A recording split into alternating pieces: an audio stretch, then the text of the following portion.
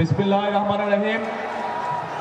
আজকের এই নির্বাচনী জনসভায় উপস্থিত ঢাকা ৭ আসনের মুরব্বীবর্গ, ঢাকা ৭ আসনের এলাকাবাসী, মা বোনেরা, আমার প্রিয় ভাইরা, দলীয় সহকর্মীবৃন্দ এবং নেতৃবৃন্দ, আসসালামু আলাইকুম। আসসালামু আলাইকুম। হ্যাঁ, ভালো আছেন সবাই? আচ্ছা, এখন আজকে তো অনেক রাত হয়ে গেছে। আমার আসার কথা ছিল অনেকক্ষণ আগে, কিন্তু সব জায়গায় যেখানে যেখানে গিয়েছি হাজার হাজার মানুষ রাস্তার মধ্যে, হাজার হাজার মানুষ। সেই সকাল 11টা থেকে আমরা শুরু করেছি, গত 12 ঘন্টা যাবত আমরা এই নির্বাচনী জনসভাই করে যাচ্ছি, নির্বাচনী প্রচার কাজই করে যাচ্ছি আমরা। এখন প্রিয় ভাই বোনেরা, 12 তারিখে তো নির্বাচন। এই নির্বাচন সারা বাংলাদেশের বহু প্রতীক্ষিত সেই নির্বাচন, যে নির্বাচনে বাংলাদেশের মানুষ তাদের পছন্দ মতন, শান্তি মতন ভোট দিবে। গত 1 যুগেরও বেশি সময় ধরে আমরা কয়েকটি তামাশার নির্বাচন দেখেছি, কিন্তু সেই নির্বাচনে কি আপনারা ভোট দিতে পেরেছিলেন? কি ভাই, ভোট দিতে পেরেছিলেন? ভোট দিতে পারেন না। ইনশাল্লাহ আগামী যে নির্বাচন, সেই নির্বাচনের মানুষ, সেই নির্বাচনে বাংলাদেশের মানুষ ইনশাল্লাহ ভোট দিবে। কিন্তু প্রিয় ভাই বোনেরা, এই যে আমরা নির্বাচনে ভোট দিব, আমরা সঠিক সেই প্রার্থীকে বের করে নিয়ে আসব, যেই প্রার্থী এলাকার মানুষের পাশে থাকবে, যেই প্রার্থী এলাকার মানুষের সুখ দুঃখে তাদের পাশে থাকবে, যেই প্রার্থী এলাকার উন্নয়ন করবে, উন্নয়নমূলক কাজ করবে। এখন প্রিয় ভাই বোনেরা, এই মুহূর্তে বাংলাদেশ জাতীয়তাবাদী দল বিএনপি একমাত্র রাজনৈতিক দল, যেই দলের দেশ পরিচালনা করার অভিজ্ঞতা রয়েছে অতীতে। বাংলাদেশ জাতীয়তাবাদী দল এই মুহূর্তে একমাত্র দল, যেই দল আগামী দিন কিভাবে রাষ্ট্র পরিচালনা করবে তার পরিকল্পনা আপনাদের সামনে দিয়েছে। বাংলাদেশ জাতীয়তাবাদী দল এই মুহূর্তে একমাত্র রাজনৈতিক দল যারা কর্মসূচি দিয়েছে কিভাবে আগামী দিনে জনগণের ভাগ্য পরিবর্তন করবে, দেশের ভাগ্যের পরিবর্তন করবে। এখন প্রিয় ভাই বোনেরা, আমরা দেখছি যে একটি রাজনৈতিক দল তারা বিভিন্নভাবে ষড়যন্ত্রে লিপ্ত হয়েছে। ঠিক যেভাবে আজকে থেকে 2 বছর আগে যেই স্বৈরাচার, 1.5 বছর আগে যেই স্বৈরাচার বিতাড়িত হয়ে গেছে বাংলাদেশ থেকে, তারা যেভাবে বাংলাদেশের জনগণের ভোটের অধিকার কেড়ে নিয়েছিল, একটি দলকে আমরা দেখছি তারা গিয়ে বিভিন্নভাবে মানুষকে বিভ্রান্ত করার চেষ্টা করছে। আমরা পত্রিকার পাতায় দেখেছি তাদের নেতাকর্মীরা আইন শৃঙ্খলা বাহিনীর কাছে ধরা পড়েছে। কি করতে গিয়ে? এই যে নির্বাচনে, যে নির্বাচন হবে সেই নির্বাচনের গোপন ব্যালট, নকল সিল বানাতে গিয়ে, ব্যালটের যে সেই সিল বানাতে গিয়ে তারা আইন শৃঙ্খলা বাহিনীর হাতে ধরা পড়েছে। আমরা দেখছি বিভিন্নভাবে সোশ্যাল মিডিয়া সহ বিভিন্ন খবরে আমরা দেখছি যে এই রাজনৈতিক দলটি তারা বাংলাদেশের বিভিন্ন জায়গায় গিয়ে মা বোনদেরকে বিভ্রান্ত করছে, তাদের কাছে গিয়ে তাদের বিকাশ নাম্বার চাইছে, তাদের এনআইডি নাম্বার চাইছে, কারণ তারা তাদেরকে বিভিন্নভাবে বিভ্রান্ত করতে চাইছে। প্রিয় ভাই বোনেরা, আজকে আমাদেরকে সতর্ক হতে হবে। বহু ত্যাগ, বহু বলিদানের মাধ্যমে, বহু গুম খুনের ভিতর দিয়ে, বহু অত্যাচার নির্যাতনের ভিতর দিয়ে বাংলাদেশের মানুষ তাদের এই ভোটের অধিকারকে ফিরে পেয়েছে। আমাদেরকে সেই জন্য সতর্ক থাকতে হবে যে এই ভোটের অধিকার যাতে কেউ কেড়ে নিতে না পারে, বাংলাদেশের মানুষ যাতে এই ভোটের অধিকারকে প্রতিষ্ঠিত করতে পারে, সেই জন্য আমাদেরকে সতর্ক থাকতে হবে, সেই জন্য আমাদেরকে সজাগ থাকতে হবে।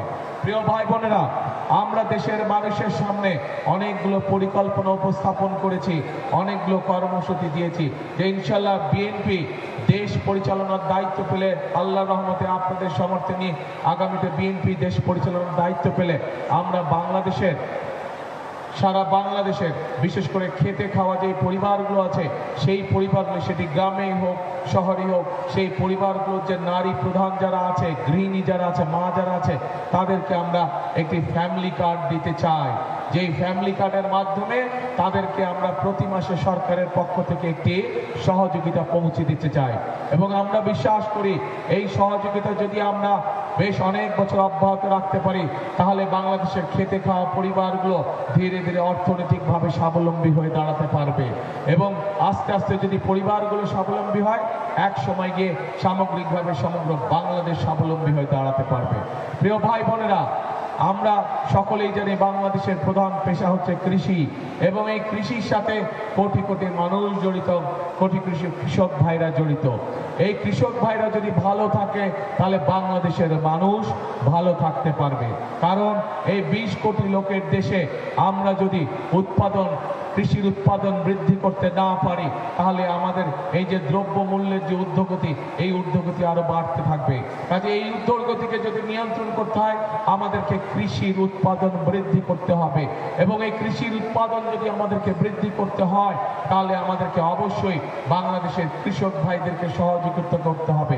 এবং কৃষক ভাইদেরকে সহযোগিতা করার জন্য যেভাবে আমরা মা বোনদেরকে স্বাবলম্বী করার জন্য ফ্যামিলি কার্ড দিতে চাই, একইভাবে কৃষক ভাইদেরকে সহযোগিতা করার জন্য আমরা একটি কৃষি কার্ড দিতে চাই, যার মাধ্যমে আমরা সরকারের বিভিন্ন সহযোগিতা কৃষক ভাইদের কাছে পৌঁছে দিব।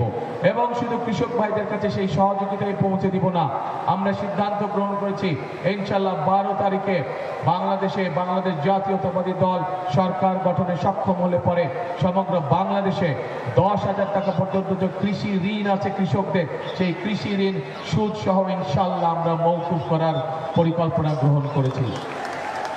প্রিয় ভাই বোনেরা, একই সাথে আমাদের কোটি কোটি মানুষ দেশের বাইরে থেকে প্রায় 1.5 কোটি মানুষ প্রবাসে থাকে। আমাদের এই প্রবাসী ভাইরা বিভিন্ন সময় বিভিন্ন সমস্যার সম্মুখীন হয়। দেশে কাজ শেষ করে যখন চাকরির মেয়াদ শেষ করে তারা দেশে ফিরে আসে, তখন বিভিন্ন সমস্যায় তাদেরকে পড়তে হয়।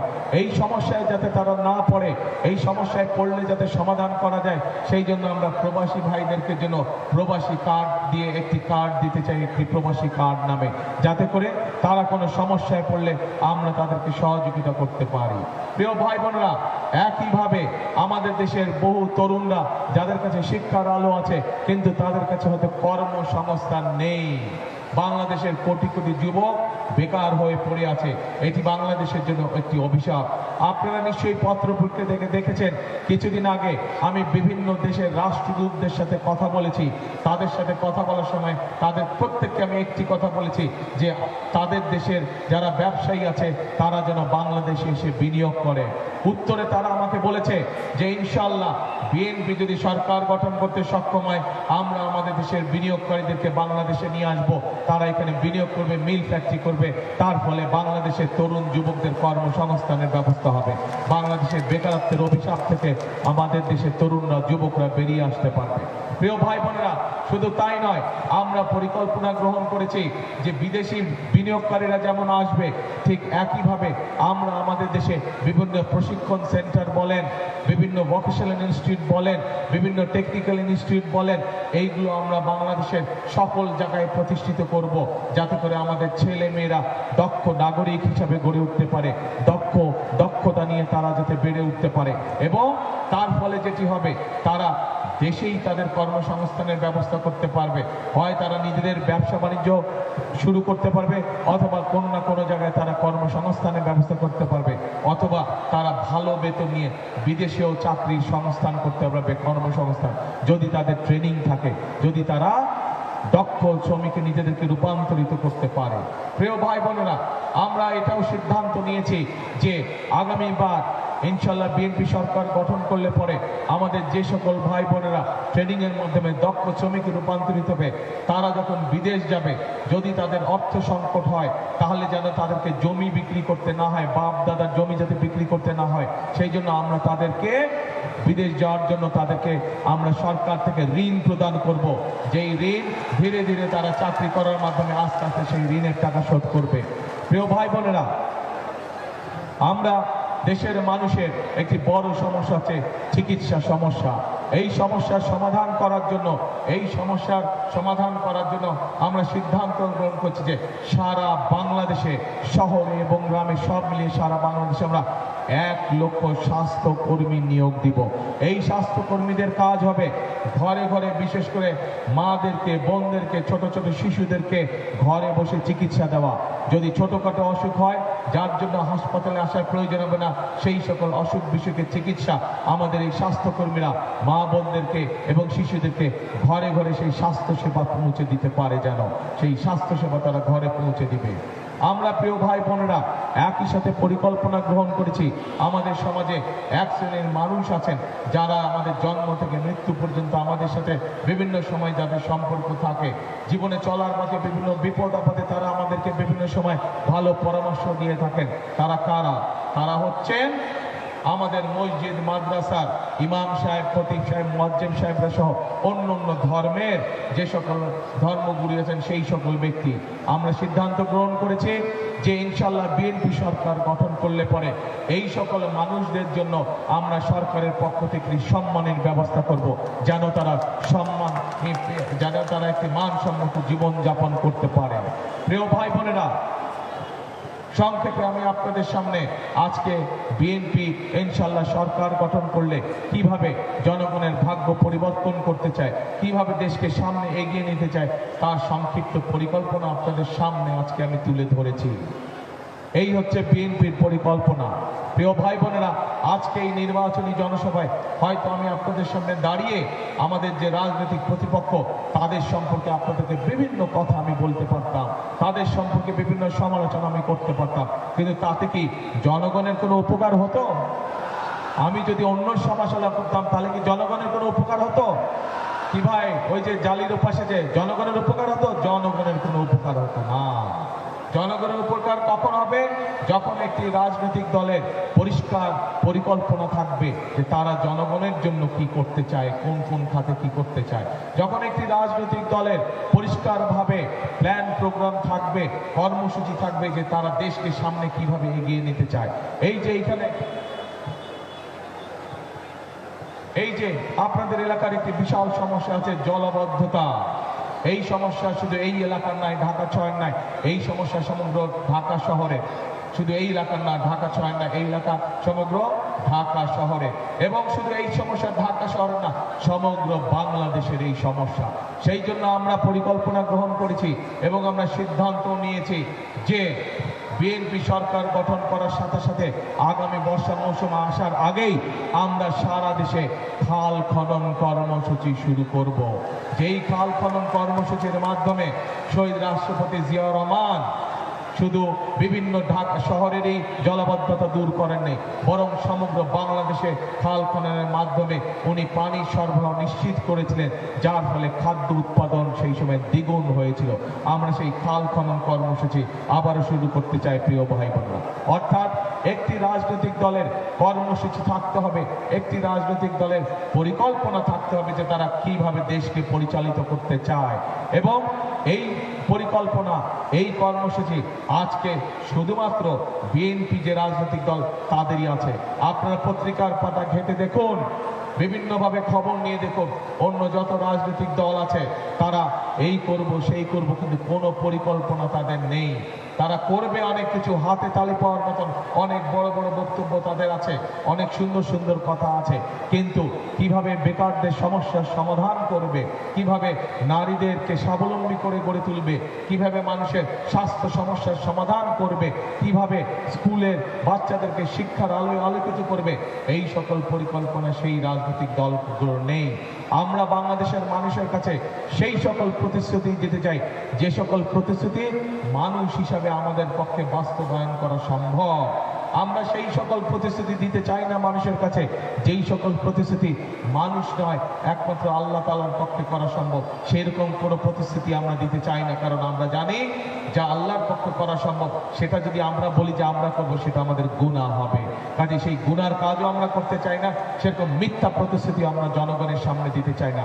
আমরা মানুষ হিসেবে যা করতে পারবো, মানুষ হিসেবে আমাদের যা করার ক্ষমতা আল্লাহ তাআলা দিয়েছেন, আমরা শুধু সেই কাজগুলো করতে চাই। প্রিয় ভাই বোনেরা, বিএনপি বাংলাদেশ জাতীয়তাবাদী দল এমন একটি দেশ আমরা তৈরি করতে চাই, এমন একটি দেশ আমরা গঠন করতে চাই যেই দেশে সকল শ্রেণী পেশার মানুষ, সকল ধর্মের মানুষ, মুসলমান হোক, হিন্দু হোক, বৌদ্ধ হোক, খ্রিস্টান হোক, সকল ধর্মের মানুষ আমরা শান্তিতে বসবাস করতে পারবো। প্রিয় ভাই বোনেরা, 1971 সালে যখন যুদ্ধ হয়েছিল, সেই মুক্তিযুদ্ধে কে কোন ধর্মের মানুষ কেউ কিন্তু দেখে নাই, সকলে ঝাঁপিয়ে পড়ে দেশকে স্বাধীন করেছিল। একইভাবে 2024 সালের যে জুলাই আগস্ট মাসের আন্দোলন, সেই আন্দোলনে আমরা কিন্তু দেখি নাই কে মুসলমান, কে হিন্দু, কে বৌদ্ধ, কে খ্রিস্টান, এইসব আমরা দেখি নাই। আমরা দেখেছি স্বৈরাচারকে বিদায় করার জন্য জনগণ রাজপথে নেমে এসেছে, সেটিই ছিল আমাদের কাছে বড়। কাজে আমরা এমন একটি দেশ গঠন করতে চাই যে এই দেশে হাজার বছর ধরে আমরা সকল ধর্মের মানুষ শান্তিতে বসবাস করেছি। আমরা চাই একইভাবে আগামী দিনেও সকল ধর্মের মানুষ আমরা একসাথে শান্তিতে বসবাস করতে চাই, একসাথে এই দেশকে আমরা গড়ে তুলতে চাই, এই দেশের মানুষের ভাগ্যের পরিবর্তন করতে চাই, এই দেশের ভাগ্যের পরিবর্তন করতে চাই। প্রিয় ভাই বোনেরা, আমরা এমন একটি দেশ গড়ে তুলতে চাই যেই দেশের নাগরিকরা দিনের যে কোনো সময় নিরাপদে রাস্তায় চলাচল করতে পারবে। আমরা এমন একটি দেশ গড়ে তুলতে চাই যেই দেশের নাগরিকরা ব্যবসা বাণিজ্য করতে পারবে নিরাপত্তার সাথে, নিরাপদে ব্যবসা বাণিজ্য, চাকরি বাকরি সব কাজ করতে পারবে। আমরা সেই দেশটি ধীরে ধীরে গড়ে তুলতে চাই যেই দেশটিতে প্রত্যেকটি মানুষ তার পরিজন নিয়ে নিশ্চিন্তে রাত্রে নিদ্রা যেতে পারবে। প্রিয় ভাই বোনেরা, কিন্তু এই দেশ যদি গড়ে তুলতে হয় তাহলে অবশ্যই জনগণের সহযোগিতা লাগবে, জনগণের সমর্থন লাগবে, জনগণের দোয়া লাগবে। প্রিয় ভাই বোনেরা, আজ ধানের শীষের পক্ষ থেকে আমি আপনাদের সামনে এসে হাজির হয়েছি সেই দেশটি গড়ার জন্য। আপনাদের সহযোগিতা চাই, আপনাদের দোয়া চাই, আপনাদের কাছে ধানের শীষের পক্ষে ভোট চাইতে আজকে আমি আপনাদের সামনে এসেছি। আমি কি আপনাদের সমর্থন পেতে পারি? ইনশাআল্লাহ। কি ভাই, আপনাদের সমর্থন পেতে পারি?